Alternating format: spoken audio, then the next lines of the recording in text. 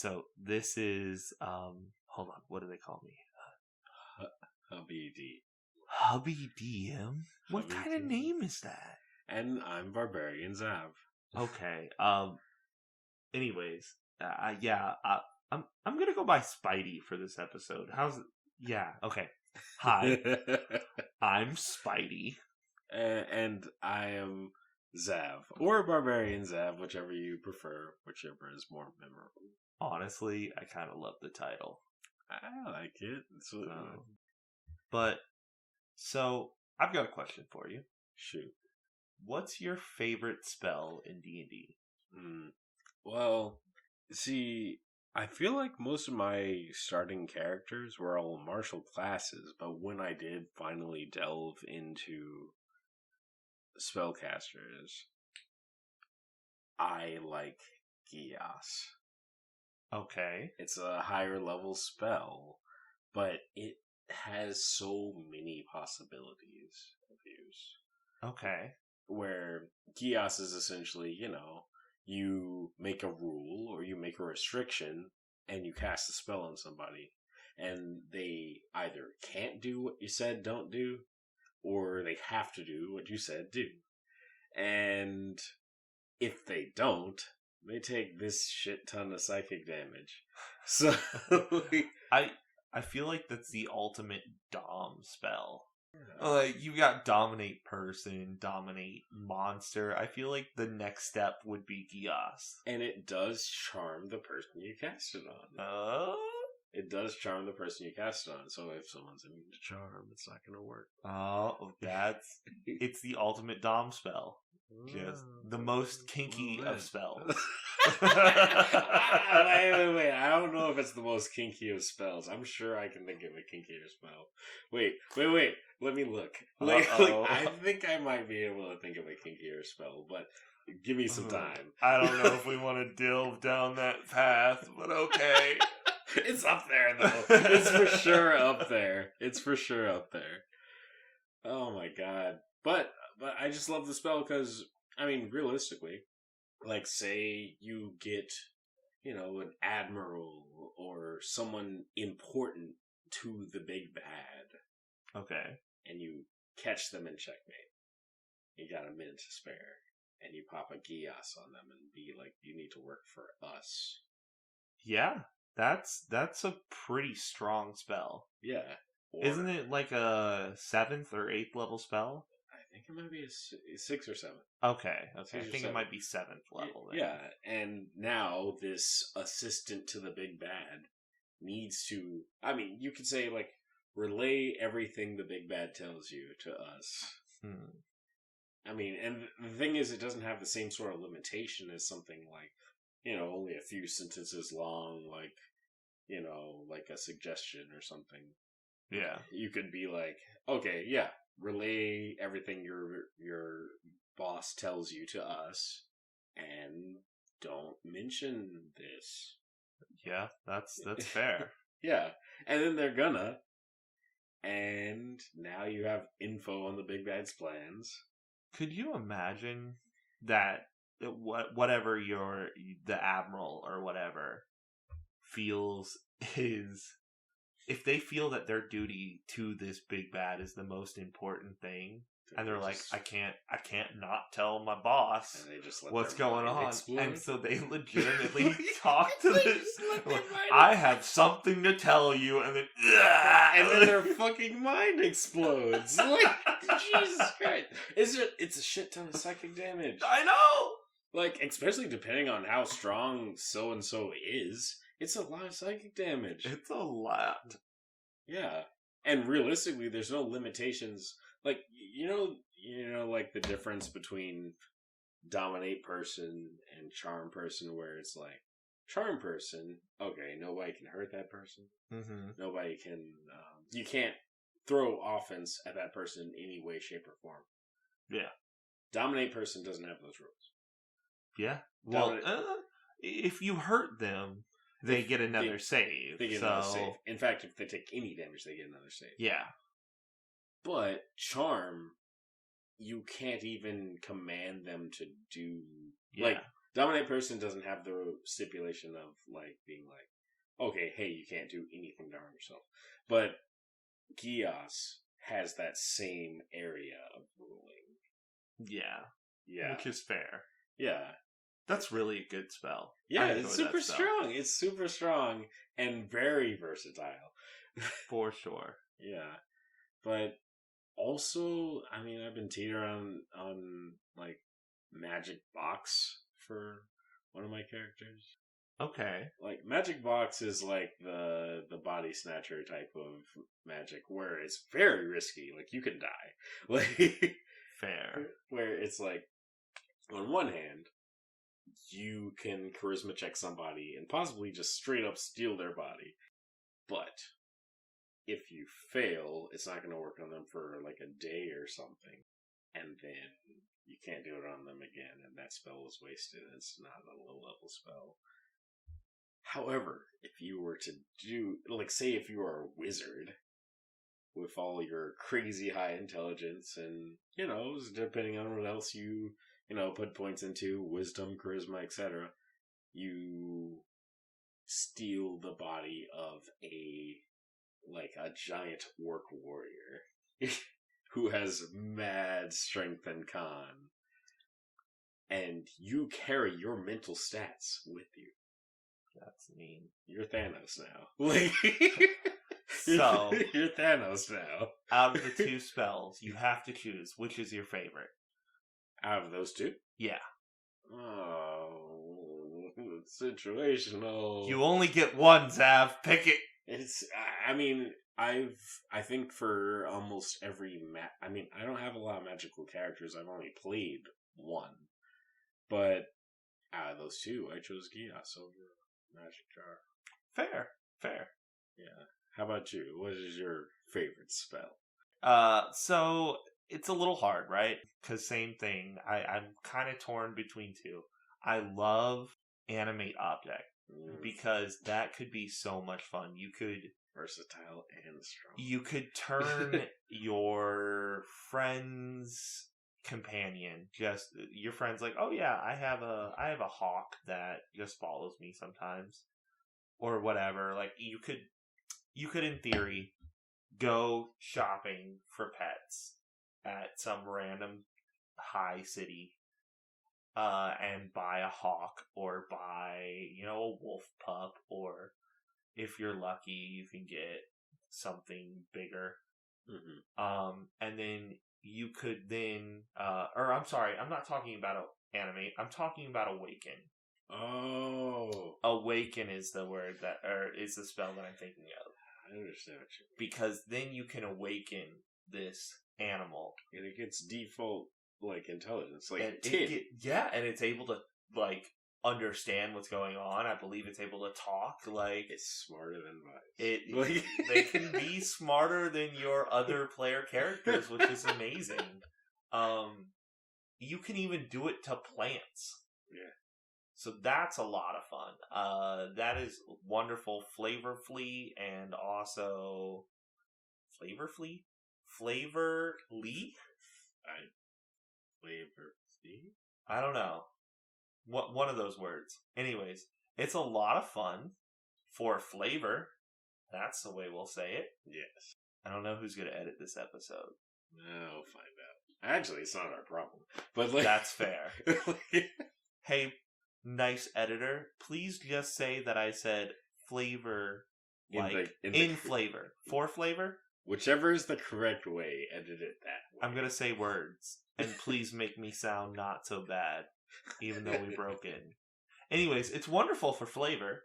And then also, it can mechanically be good as well.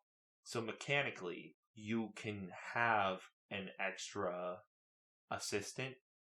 And also, with the new rules in Tasha's Cauldron of Everything, you get your sidekicks. You get something that is able to level. So if you have an awakened wolf pup, like I said, that wolf pup can level up as a sidekick and become stronger and stronger. So I really enjoy the spell Awaken. And then I feel like it might be cheating but my next favorite spell is a 9th level spell. It's True Polymorph. True polymorph. I had a character that I got to play. I know this character. you do. His name was Homer the Bard. Yeah. It was in a Greek mythology themed campaign, and Homer the Bard used True Polymorph on himself and became a gold dragon. Guess what gold dragons can use? Gold dragons have the ability to shapeshift. And then also I think I haven't read through Fitzban's yet, but I'm not sure in base. I don't think so in base. Monster Manual, gold dragons technically can't use magic. It's an alternate rule. Why? Because, so, in the Monster Manual, the dragons that you see are more templates. So this is the template as to how you would make a dragon of this color. So, they have, white dragons tend to have this stat block. Now, you're still able to alter it how you want for homebrew reasons, whatever, but the base stat block of dragons don't have magic.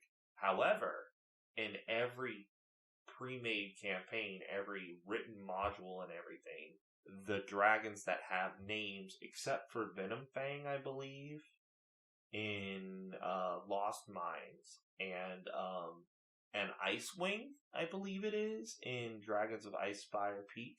Yeah. Those two don't have magical capabilities, but every other named dragon in the campaigns have magical abilities, and that, to me, says that dragons should be able to use magic. Absolutely. Yeah. I mean, by definition of what each class is, I mean, what is a wizard? A wizard is someone who studies and learns their magic, and with hundreds of years to spare, why shouldn't a dragon be able to learn magic? I think an ancient dragon is 1,000 years old. Yeah. What do you do with 1,000 years? And I'm just saying, so say Homer, since he is our standing example right now. Homer's a bard before anything, and then he eventually permanently becomes a golden dragon. Which has higher charisma. First of all, listen, ladies and gentlemen, he already had superhuman charisma. There we go with that deck of many things. Yeah, deck of many things gave him broken charisma. He broke the charisma limit. So he already had absurd charisma, but then he literally became a golden dragon. What do you want? But also golden dragons have the ability to shapeshift. So, think of the possibilities. Yeah. Think of the possibilities of all the might of a golden dragon, but also able to turn back into your mortal form when you feel like it. Yeah. And so, for those who don't know, with True Polymorph, if you concentrate on the spell for an hour, it becomes permanent. Mm-hmm. So, Homer the Bard, and you have to say the whole thing. It's not just Homer in general. It's usually Homer the Bard. To be fair, my character who would be saying this name is not the brightest. With a -2 intelligence. Yeah. When we were talking about, which was it? Awakening? Awaken. Yeah. Yeah, Awaken. See, when Homer would awaken things, the things that he awakened were smarter than my character in that campaign. They had a base 10 intelligence, I believe, I had a base 8. Once again, thank you to the deck of many things. Yes. Oh yeah, that's two of the things that happened. His charisma exceeded expectations, and my intelligence dunked. So that was a lot of fun. It was. But yeah, so Homer the Bard was able to cast True Polymorph at the end of the campaign, and so he cast True Polymorph on himself, and became a gold dragon, an adult, not an ancient, because of level 20 cap. Yeah.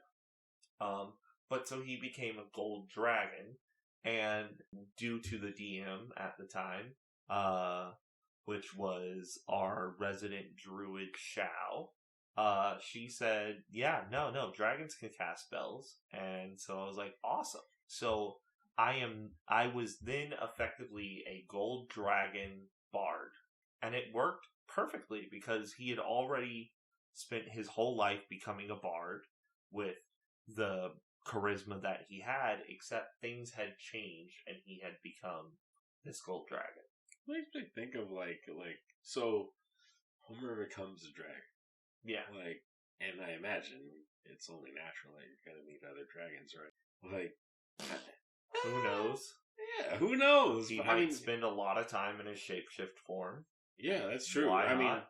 I mean, having lived as a mortal for, your whole, essentially your adult life until you became a dragon, I'm just saying, but now you get to essentially know the adult life. Wait, no, not even the adult life of a dragon. You get to basically start over and come at this whole fresh new experience on life as now I'm a dragon. And technically you are a dragon. Permanently a dragon. He was an adult dragon, which I believe is effectively starts at the age of 100 for a dragon. Something maybe it's like 200 or something. Yeah, and then once you age another, few centuries, you become an adult dragon. Not adult, an ancient. Ancient, my bad, yes. my bad.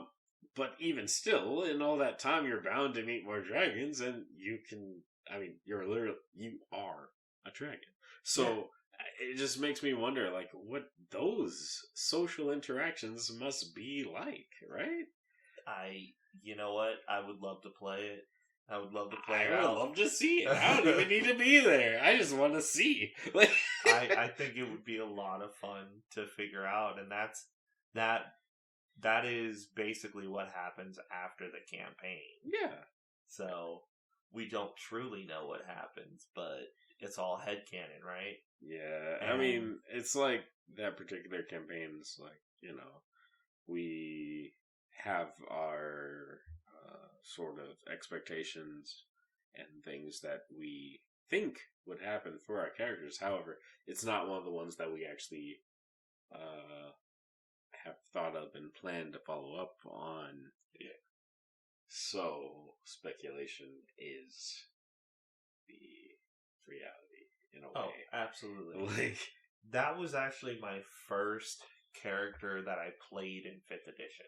My first character in 5th edition was because you were DM mode. Yeah, I've DM'd quite a bit, and that's why I was given the name of Hubby DM, I guess. Exactly, because you were our first DM. Yeah, and I enjoy it. I find DMing rewarding. It's a lot of fun to give the gift of this story to my players, so I enjoy it for sure. But that was my first character that I got to play in 5th edition. Yeah. So it was a lot of fun to just figure things out as a bard.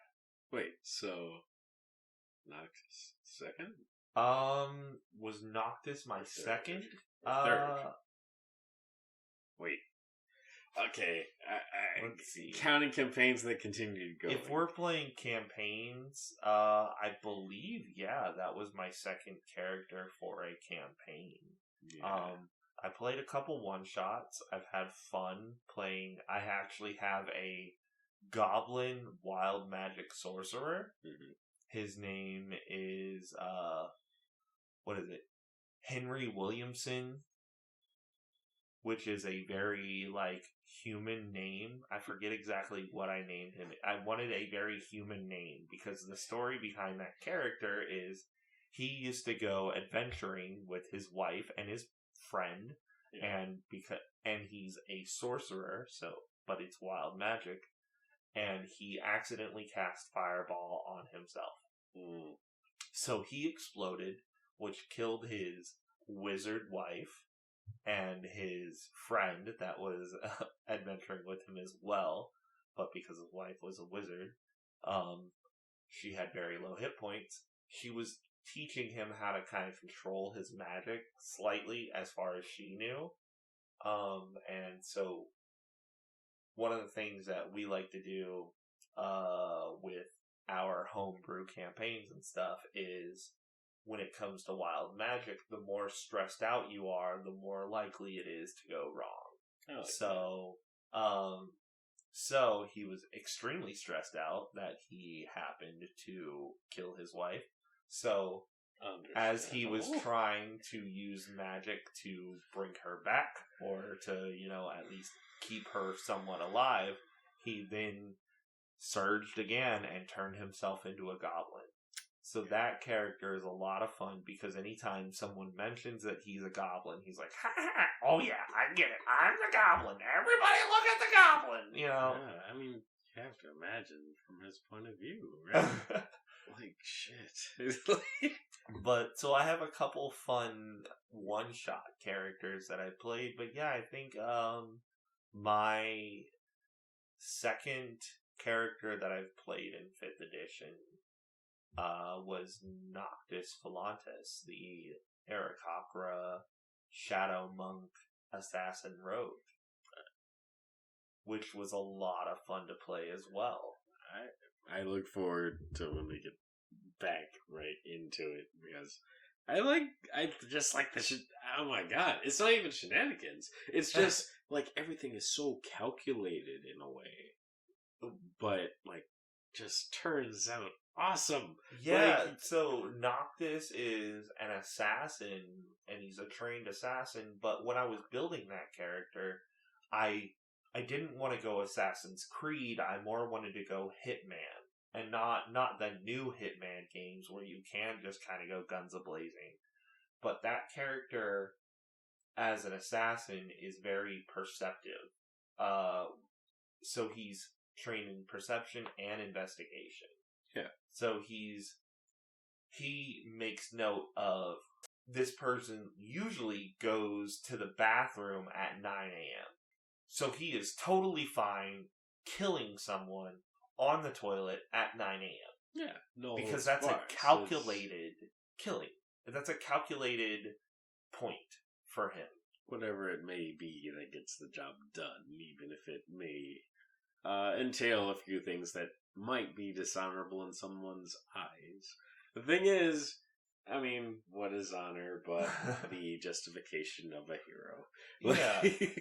So if you go Assassin's Creed, you can kill someone, assassinate someone in 30 seconds. You're just like, yeah, I walk in there and murder that person. And then you're like, alright, well, and then I run away. Whereas that's not how I wanted this character to be. I wanted this character to be, I will watch this person for 2 days if need be, without ever moving. This character, or without ever acting, This character will just follow, observe, report, and then decide what is the most efficient way to do it. And with that character, I have a very small kill count. Yeah, he's an assassin. Most of his fights he's ended non-lethally, unless it's been something that's literally been trying to kill him. Yeah, and that's something that I really enjoy. Is the idea of this character will non-lethally subdue someone if need be because you're not the mark. I really enjoy the idea of I kill who I need to kill. Everyone else is not my job. I will not be the reason that you will die because people die every day and I don't want that. And that's absolutely something that someone growing up in the underdog would learn. Oh, absolutely. Absolutely. Being a instrument, a tool of murder, basically. And damn good at it. Like, and he's good at it, but he doesn't enjoy doing it. That's just what he does, you know. Built into his nature. So I enjoy that character a lot too, and that was my second character. My third character being a wizard. He's a fighter wizard. Every time, see, it's interesting because every time you call him by his whole name, but I just call him by the name that my character addresses him. It's like, well, I mean, so he's the son of a lord, which makes him an earl. He also went into the military and became a lieutenant. So those are two titles that he now owns. He is also very akin to his name because he is the second in his line. Even though he's worthy of a higher rank. He is, well, debatable at this point, you know? But, so he is very happy of his name, which is Voros Everett, which is the name of his father. However, his father's name was not always Everett. His father was just a stable hand that eventually joined the military and then became well known and was gifted a title from the king and queen that be.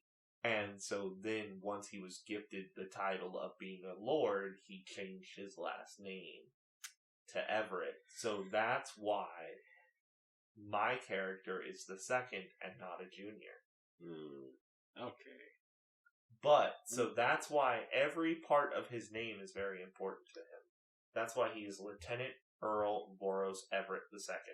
The reason that I say that he may be worthy of higher rank is because a few civilians, my character and a few others in the very same campaign, have seen people who are higher ranked than him who definitely don't fucking deserve it. Don't fucking deserve it. So I mean, that's politics, right? You know? Yeah, I mean, and that comes from two different points of view. On one hand, it's a matter of, okay, so my character comes from the Underdark. He's a drow. He was a consort. And his point of view of royalty and things is, okay, you need to show power. You need to make that name for yourself to earn whatever rank and title you may be. And someone who has a higher rank than him is a piece of shit. Yeah, well. Like, ain't fucking worth shit. I mean... And I'm just like, what? How? How does he have a higher rank than you? I don't understand. And on the surface, it's just kind of like, yeah, that shit happens, right? Like, and I'm like, no, it doesn't happen. I guess on the surface, I guess so. But what? Man, I'm just now realizing in like 5-6 years of playing together now. Yeah. I think it is. I've only had 3 characters that I've played in the campaign. Well, I mean, you're DM for 2 years. Of just one campaign, but I've also DM'd our Lost Mines of Phandelver. Yeah. And then I've had quite a few other miniature campaigns as well. Here's a series of one-shots / whatever, you know. For Lost Mines was where Gaius was, right? Yeah, Lost Mines is the starter kit for D&D. I feel like even if we don't like it, some short campaigns hit their conclusion when they do. You remember, like when I played my one character, Ramu? Okay, yeah, Dragons of Icespire Peak. Yeah, and then we hit that point where we hit the fucking were-rats. Yes, and I absolutely hate were-rats now because of that. Yes. I never played against them, it's just as a DM, I hate... Spoiler alert for Dragons of Icespire Peak. There is a quest in which there are were-rats, and your players will not be equipped to fight were-rats because, as lycanthropes, they have immunity to non-silvered or magic weapon attacks. So non-silvered or magic bashing, slashing, or piercing. So, should your players get into a situation where they get into combat, they'll do nothing unless they do magic, and they'll be surrounded by, I want to say it was like 7 or 8 were-rats. There's a lot. Where even though they have a somewhat lower level CR, if you have no ability to damage them physically, they're very formidable. And also and they can turn you into a rare rat. The idea of if you fail the con save of being bitten, you will become a were rat. Absolutely. And we learned this the hard way. So, sure and the thing is, my point is that like the way that campaign went, and the way that Oreo's character like reacted, of course, I think of it as like just the natural conclusion of it. Yeah, that's kind of where that campaign ended.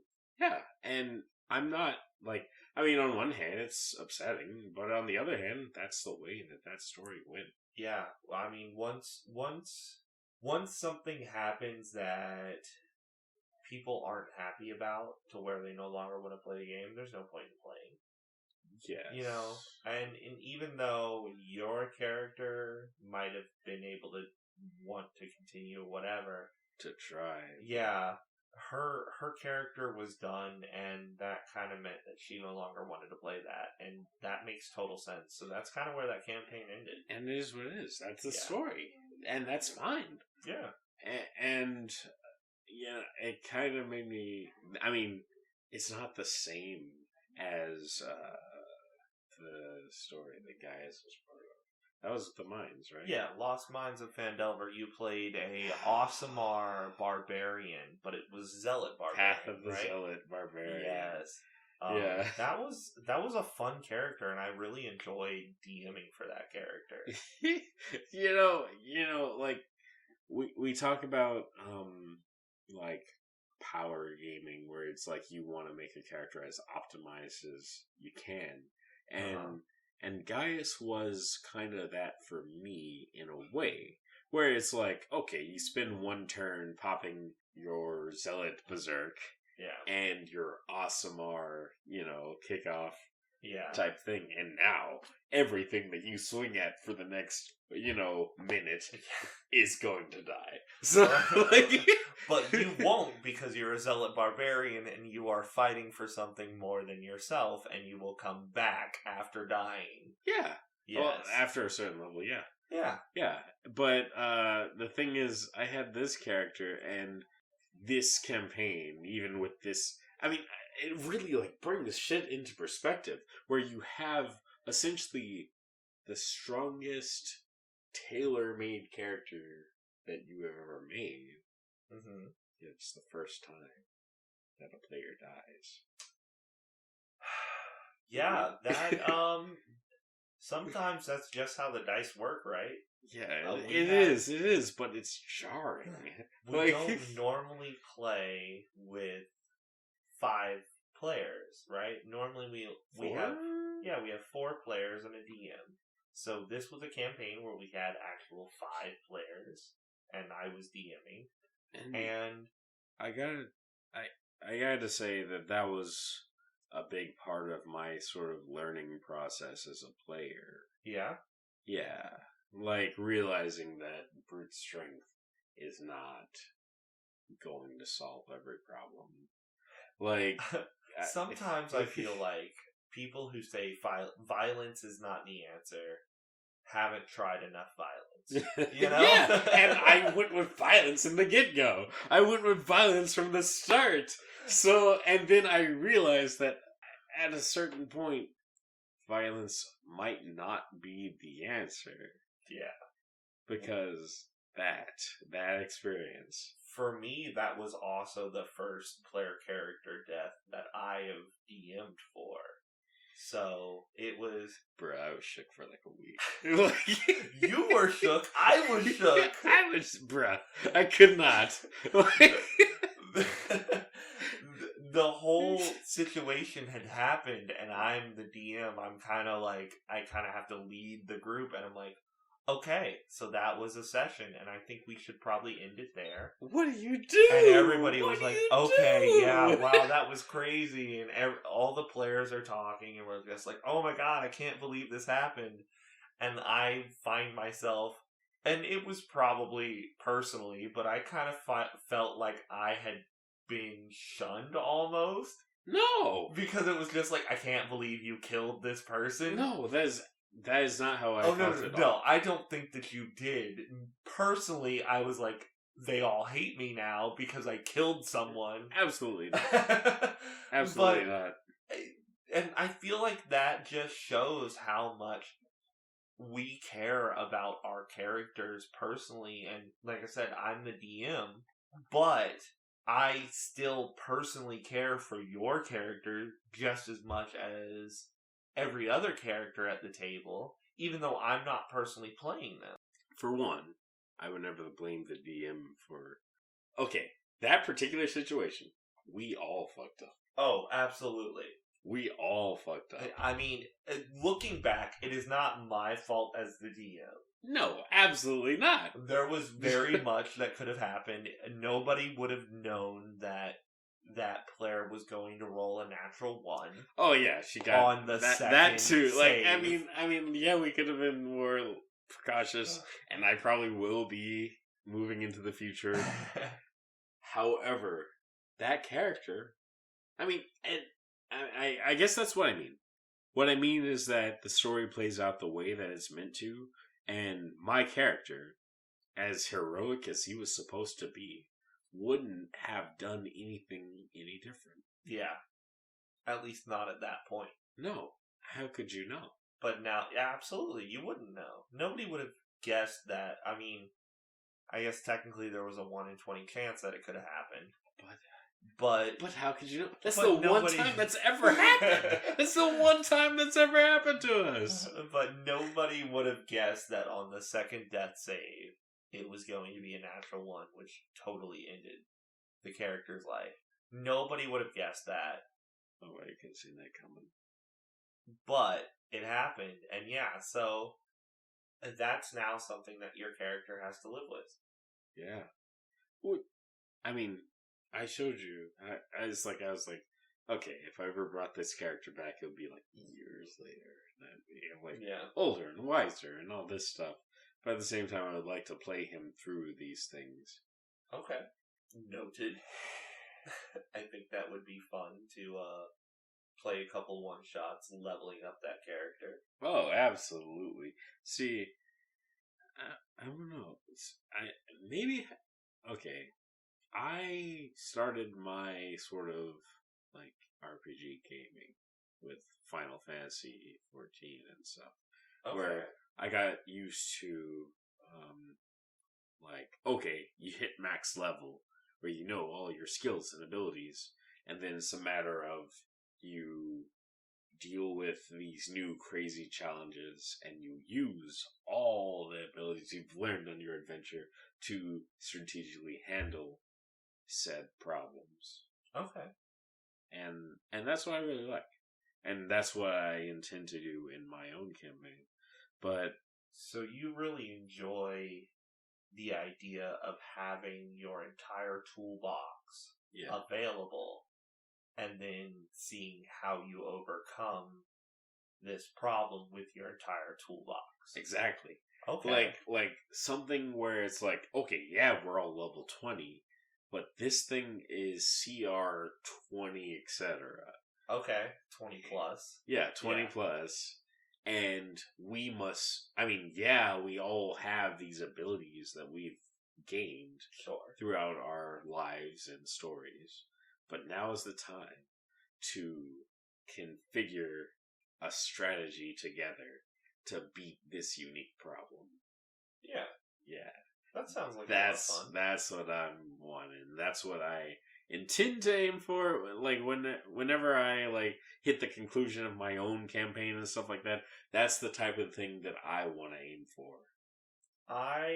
So myself as a DM, I totally love the idea of big damn heroes.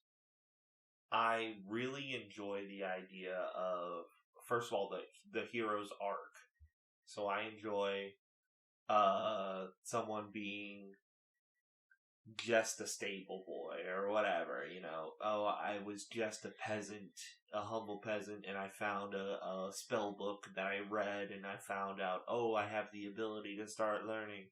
And then flash forward, umpteenth years, whatever. Now this character is able to cast Clone and Simulacrum and Wish. Yeah. And here this character is fighting the Tarrasque because something has happened. That is the epic big damn hero story that I enjoy. We all want to be the Avengers, right? Yeah. The world is the world is at risk, and we can save it. Yeah. Who doesn't want that sort of heroism, or heroism? And I totally understand that there are some people that really just don't like that epic level of it. My brother also really enjoys DMing, and so that's what he does a lot. And he enjoys the idea of a more realistic, a more gritty style. So his favorite D&D module D&D setting, that's what I'm talking about. His favorite D&D setting is Dark Sun. And Dark Sun is almost post-apocalyptic. Magic has kind of gone awry, and so it's not used very much. And metal's very hard to find. There's a lot of deserts, so most people's weaponry are made out of bones and stuff like that. Yeah, and so it's very gritty. When you take magic away, it becomes a lot harder to explain things. Because a lot of times in campaigns, something happens and they go, how did that happen? You go, oh, a wizard did it. And it explains it away because magic. It's interesting you mention that. See, I like for every magical thing to have a reason within the realm of magic within D&D. I love the idea of working within limitations. Yeah, on one hand, it's sometimes as a DM you just want something crazy to happen because it's okay, this is the greatest magic, yes. But so far, in my own campaign, I think everything magical that has happened is according to a spell that can happen within a player's reach. Well, at a certain point, though, technically Wish exists. Yeah, and Wish is... Unless you decide as a DM that no one can cast Wish, which I understand. I don't fault anybody for saying, I don't like the spell Wish. I don't, however... You don't like the spell Wish, or you don't agree that you can't fault anybody? I don't like the spell Wish. Okay, that is entirely fair. However, it exists. And you don't want to say that you can't use it? There are rules on it. So you enjoy the idea of Monkey's Paw. Exactly. Wait. Let me put a few asterisks on that. I hate Monkey's Paw. I hate Monkey's Paw. Really? But I love it at the same time. Okay. It's on one hand, if you're going to have some all rule breaking nonsense yes. of a wish, then Yeah, it better have consequences. So you hate monkey's paw used against you. Bingo. But however, if I mean, want to wish, I want to wish. Like, I want to wish. So let me do my wish. And I understand it's going to bite me in the ass. But, god damn it, I'm going to do my wish. I absolutely love that too. I love the idea of, I hate monkey's paw, but I know that it will happen. It's almost like an acceptance. It's making a deal with the devil. Like, exactly. Okay. You have to read through all the contract. You have to make sure that you are saying your wish in a very particular phrasing, so that way it doesn't fall apart on you. It's also fun when it does fall apart on you. Exactly. I will accept the consequences of my wish. That's what I mean. So I absolutely enjoy that. And that's also with the dice too. The dice give it, the dice take it. So absolutely. Sometimes when you roll a natural one, it makes the story more fun. Yes. Even though you are failing critically. I mean, it doesn't even have to be in that one. Remember, when I don't even remember what I rolled with Vise to make one of my characters got a -2 or 3 to intelligence. Yeah.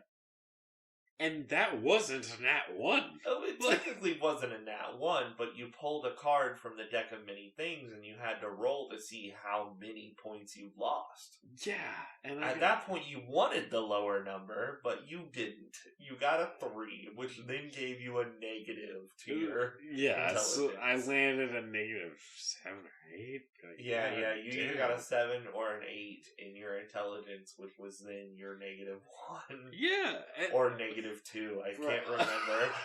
That actually reminds. We were watching fucking Rick and Morty a couple of days ago, and remember you said, "Oh wait, I said I was like a dragon and a drunk." I'm like, that sounds like a good story. And then I was like, wait, no, we did this. We played that story. We did this. Homer became a dragon, and my character was a drunk. We did this. He was a drunken master. Well, yeah, he's a drunken monk. Like straight, Lei Wulong, Jackie Chan, drunken master sort of kung fu. And it was a very fun. It wasn't exactly a buddy cop film, but it was a lot of fun at how my character as a bard was down for the story, and your character was just an idiot who made stories. Yes. So my character loved to follow you around and been like, what is this idiot gonna do next? But in the end, we fought a water titan together. One of my favorite stories from that campaign, your character bought a ring. Yeah. And that ring that you bought allowed you to trap the essence of an elemental. Oh my god, bros before tornadoes. Yes. So your character was like, your character found out about this ring, and you were like, I can trap the essence of an elemental. And you were like, yo, air elementals can fly. I'd love to fly. So your character went around asking where an air elemental was, and eventually you found out that someone was able to summon an air elemental. Oh yeah.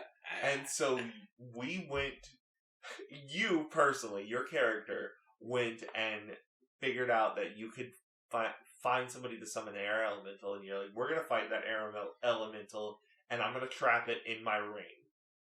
And my character went, of course, naturally. Naturally, what else would we do? And then our two fucking tag-alongs two other NPCs that were like, no, that sounds mean. Why would you trap an air elemental? I'm like, because we're about to face the hardest fight of our lives. So, let's fucking go! And so my character was like, absolutely. Why Why would you not? The man asked you for your help, and you're saying no? And they were like, yeah, no. And I was like, I thought you were bros.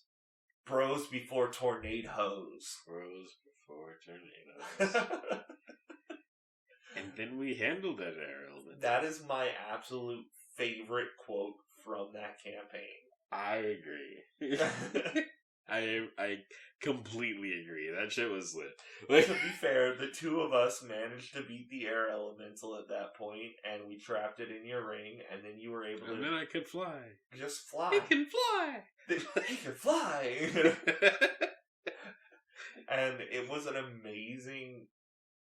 amazing picture of a gold dragon flying with this drunken master tiefling monk flying right next to his head. Well, originally you were on his back because you only got, I believe, a 30 foot movement I speed. held on to you for the flight. And I, as a gold dragon, had, I think, 60 feet. And so yeah, you had way more than me at that point. You were staying on my back until it came time to get off and do your own shit, but you were flying the whole time, which was amazing. Yeah. That was a crazy battle that I absolutely loved. Yeah, that was one of my favorite battles. And like, it may sound weird to say, but at the same time, some of my favorite battles are ones we lost. Like, you know, like... Oh, for sure. Yeah, like, you remember when the lightning strike came through? Yes. And killed, like, 3 of our people. And the great thing about that, at that point, we were still kind of new on 5th edition, and I cast Counterspell. Yeah. And I rolled a natural 20. Yeah.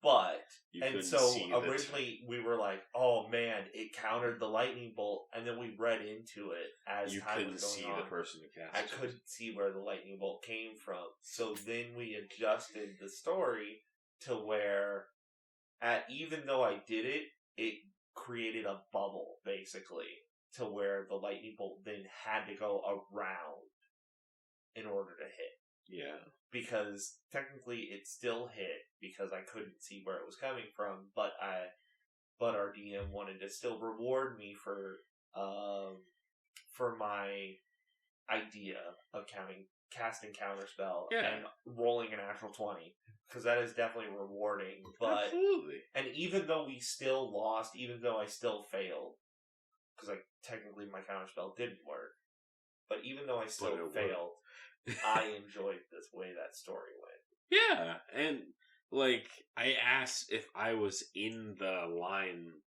of that lightning bolt just for the sake of, you know, the monks deflect missiles feature, and I'm like, oh, this is not a projectile. There's no way you're catching that lightning bolt living, bud. This is not a projectile. I would have died too. I know.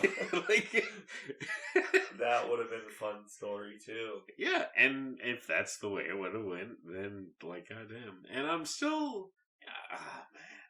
Okay, the topic of the death of your own characters. Luckily, I have not had a character die. Not at least against my own will. Yeah. I think a long time ago, I had a character that I wasn't really enjoying. And so, you know, the whole like, oh, boulders fall on your head type thing. Just a random, oh, your character died, so that way you can play a new character has happened. Well, fuck it then. Really great. If you don't even care, then... Yeah, but I've never had a character where I have wanted to play this character and it has died and there's no way to bring it back. Luckily. Man. I mean, I'm thinking about my characters that I play. So, Beef. He's tough as fuck. Yeah. I mean, he's the reason why I'm Barbarian's Ab. He's my first character. And he's a Minotaur Totem Warrior Barbarian. Meaning he's one of the toughest things that you'll ever fucking see. So, like... As the DM against this character, yes. It resists everything but psychic. Like, it resists everything but psychic. That Totem Warrior Bear Bear Totem Warrior Barbarian is You one and of I the... both have the same feeling towards bears. Yes. They're our favorite animals. I do not fault you in the slightest for picking a bear totem barbarian, even if it wasn't that great of a. No, I would have anyway. Exactly. Even if the bear totem barbarian was like, oh yeah, you grow claws and you're able to attack with your unarmed, and you do fucking a d6 damage. Yeah. You still would have took it just because of bear. Yeah. Which, okay, so how do you feel on owlbears? Owlbears. I wish they were beasts. Yeah. I don't understand why they're monstrosities. I mean, wait, you explained to me why. You Yes. said that they were made by a mage. Yes, like as a far mage crafted an owl and a bear together, essentially making an owlbear. Now that is the active idea behind owlbears. Of course, they've been in D&D since, what is it, Alpha or the first edition? Yeah. You know, AD, well before AD&D. So they've been in since the very beginning. So technically, we don't know how owlbears have been made. Personally, I absolutely love owlbears. Oh, absolutely. I think that might be my favorite D&D creature. Like for real. Yeah?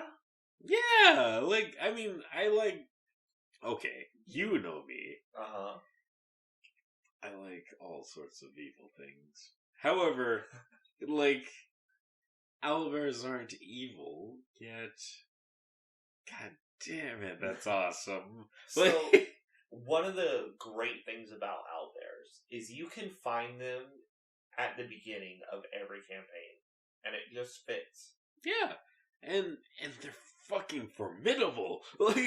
They're Yes. tough. I just generally, you know what? No matter who the fuck you are, when you meet an owlbear, you're gonna remember that first experience. It's not gonna be easy. Yes. It's not gonna be easy to handle an owlbear, no matter who the fuck you are. If you're And the thing I love about owlbears is that they can be every single pillar of D&D. So if you fuck up, it can be a combat pillar. Yes. You can fight an owlbear. Can be difficult depending on the level. It can be a role-playing interaction. You remember, I had you guys come across an owlbear. Yeah. And that owlbear was looking for food to feed its cubs. Yeah. So, at that point, because you guys didn't immediately attack the owlbear, you realized, oh, it's just looking for food. Yeah. And so you were able to feed it and totally finish or beat whatever that encounter. Yeah. That was a successful encounter. And you get experience for it, whatever, if you're playing just experience. And then also, exploration. Having the idea of an owlbear living in these woods builds the world. So, an owlbear, if you use it kind of as a cave bear, say this owlbear lives in a cave. So now you know in this forest there's a cave. It automatically builds that world just ever so slightly, but it still builds the world. Yeah, put a pinch of real world mechanics into it. I mean, your average grizzly bear has a few miles of territory. Yeah. And an owlbear is much stronger than a grizzly bear. So I think my biggest gripe with 5th edition is that the polar owlbear is not nearly strong enough. Okay, listen, people. Polar bears are the strongest bears in the world. At least currently living, you know? Yes. Currently living, polar bears are the strongest bears in the world. And so for the polar Because- owlbear to only be the same owlbear, but it has a swim speed, That's nonsensical. it is a problem, and Wizards of the Coast needs to come out with another stat block, because I'm tired of homebrewing a more ferocious owlbear. I'm just saying that, like, okay, so polar bears are the most vicious bears. I mean, they have no vegetables to eat. You know, their whole fucking habitation. Their whole habitat is dying. So they have no choice but to be brutal. They To sleep live. in snow. So you can only imagine that a polar owlbears being much stronger than regular bears. Yeah. Yeah. So you can only imagine that a polar owlbear is the strongest non-magical thing. Like, you know. That's my biggest problem with 5th edition, hands down. I don't care that, Dark Vision is overpowered or whatever. I don't care. Owlbears is the hill I die on. You give my baby cubs more. Even the baby polar owlbears. Baby polar owlbears should be so strong. Anyways, I'm so sorry. I distracted you about bears. So you were talking about beef. The two of us can talk about bears all day, I know. All fucking day. But you were talking about beef being a bear totem barbarian. Oh, That's yeah, your yeah. first character. That's beef. Beef is important to me as a character. Like, not just because he's my first. Okay, so the reason that I'm called Barbarian Zav is because my first character was a barbarian. And his name was Beef. He's a Minotaur barbarian who started off as a frenzy barbarian, but he essentially found more meaning as he went. And also got into contact with his roots, right? So you came to me partway through that campaign, and you were like, hey, so I feel like my character is no longer frenzied. When he goes into a rage, it's no longer pure anger. Oh. Would I be able to change what subclass I am? And due to the story, with everything that had been going on, I looked at it and I was like, absolutely, yeah, there's no reason that your character is no longer showing any sort of frenzy. Even in combat, you're no longer going specifically for damage, specifically for a kill. Yeah. So your character had been a lot more socially adept and stuff. Your character wound up finding a love interest at that point. Thinking of more than just himself, no longer being just a mindless violence character. So when you came to me and asked for if it would be okay to have a new subclass, it made total sense to me. Yeah, like, his original intent was to, by way of strength, become king of all he knows. Mm-hmm. But, as time went by, he essentially met different values. Like, this is, okay, see, you know how, like, you talk about power gaming. Yeah. It's like, originally, when I made this character, I thought about how people, you make a character fit a role, or you make a character to be this sort of strong. Yeah. And that changed for me as I learned to love D&D. Yeah. And for him in particular, it was like, what if someone who was used to just, there's nothing wrong with being a power gamer. Like, no, not at all. Yeah, but then the challenge becomes, to become the things that you have not looked at. Like, in Beef's case, it was a matter of, so he's strong. Now what? Yeah. Like, Because, so at our table, we very much have drastically different players. So, yourself was very much a power gamer because you came from a video game background. Yeah. So you approached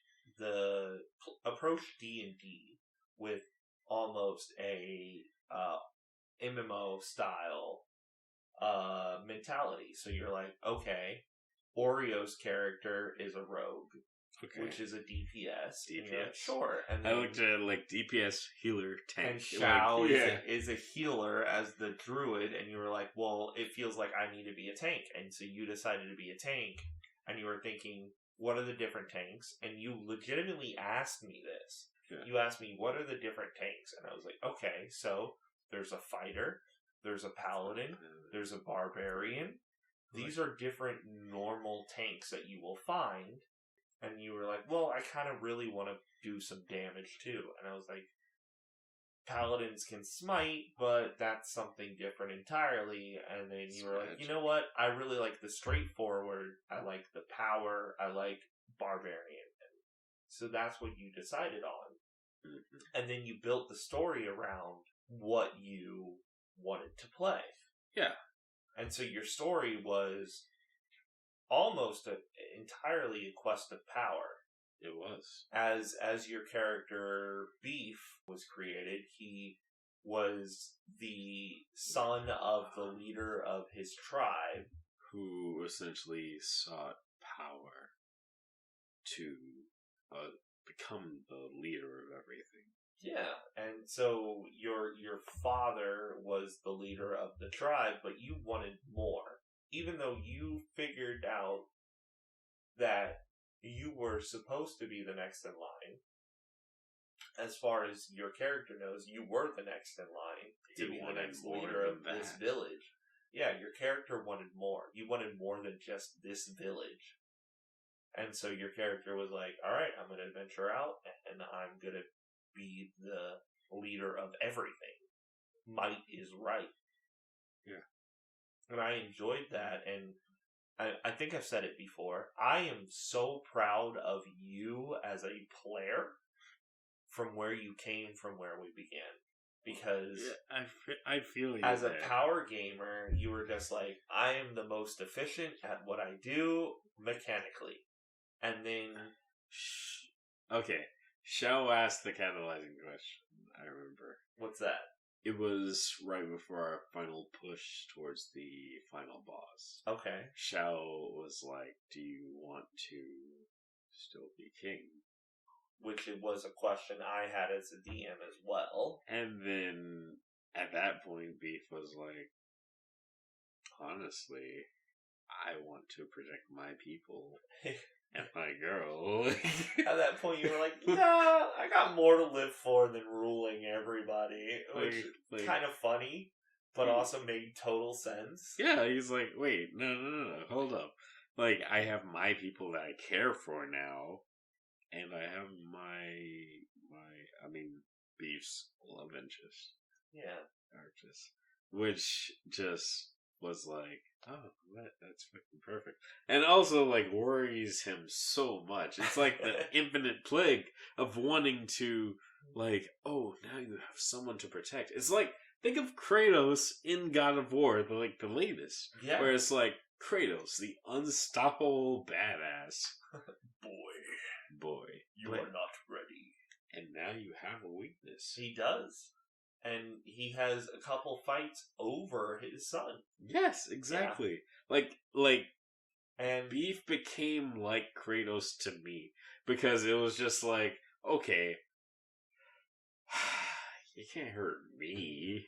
It's very not hard. Physically, at least. Yeah, not physically. It's very hard to do. You can hit me with several lightning bolts. I don't give a fuck. What you doing? Mario, what's happening? Quick! Scram!